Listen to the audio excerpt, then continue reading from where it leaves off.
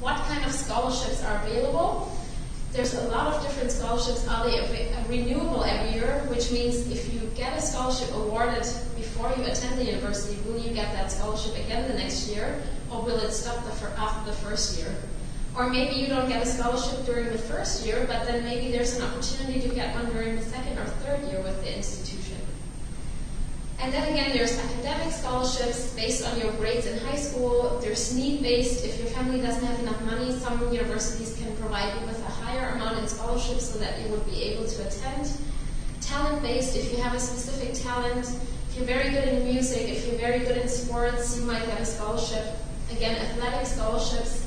Division 1 and 2 schools in the United States are happily giving scholarships for really great athletes that can try out for the teams. And sometimes even industry scholarships.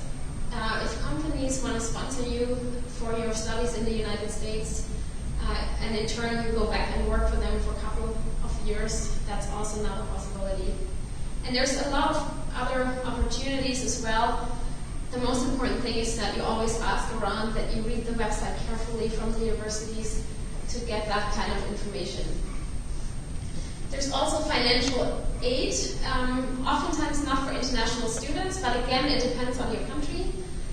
In Germany, it can be a little bit difficult if you want to study abroad. There's not really any support from the government in terms of funding.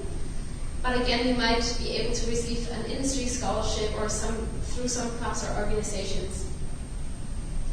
And another option to earn some money while you're studying in the United States is on-campus employment opportunities. Those are not guaranteed, but if you're on an F1 student visa, you're allowed to work for up to 20 hours a week on campus. And those are student assistant positions or teaching assistant positions if you would assist a professor during his daily work and prepare the daily things that are necessary in the classroom, or sometimes some students even help to correct some papers. That's primarily on the graduate level. If you pursue an MBA program or doctoral program, you would assist a professor frequently with those things. And there's mostly an hourly wage and a scholarship from the institution, and sometimes there's also fellowships available where you would also get a specific amount from the institution for helping them or the professors. And after you graduate from a bachelor's or a master's degree, you're allowed to work in the United States for 1 year in the field in which you studied, and that is called OPT, Optional Practical Training.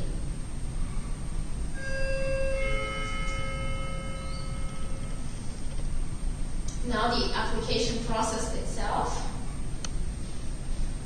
Most universities pretty much require an application with a sponsor's signature, and oftentimes now universities have an online application process.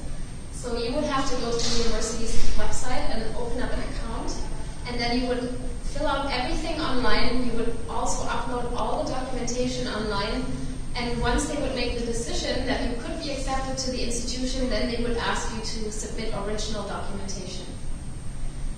So then the universities would require the TOEFL scores, which is the English examination that we discussed earlier, a financial declaration or a bank statement or both together to show that you can finance yourself during your first year of studies in the United States, a copy of your passport, and your transcripts from the Abitur. Sometimes universities can accept you with Realschule and a Berufsausbildung, but that depends on the institution. And if you have already attended a university or another school in your country, then you would also submit those transcripts for transfer credit. And they usually require a copy of the original certified, as well as an English translation certified. And then there's the SAT or ACT scores that we have also discussed earlier, as well as the GRE or GMAT for the graduate school.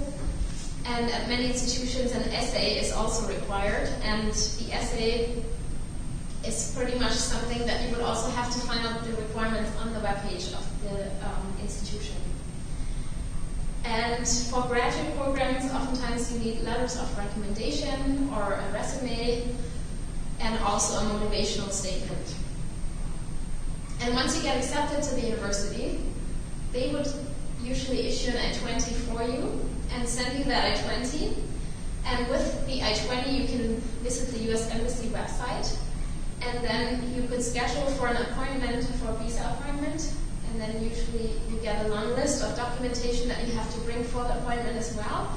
And then you go for your appointment and you provide them with your passport, and they keep the passport for a couple of days, and then they mail it back to you. And there's also a CVIS fee that you have to pay, because the United States has a system where they track the students that are entering the United States, and that would be the fee that is required. And hopefully then you will receive your F1 student visa. And again, it differs from university to university. Some universities have fees to apply to.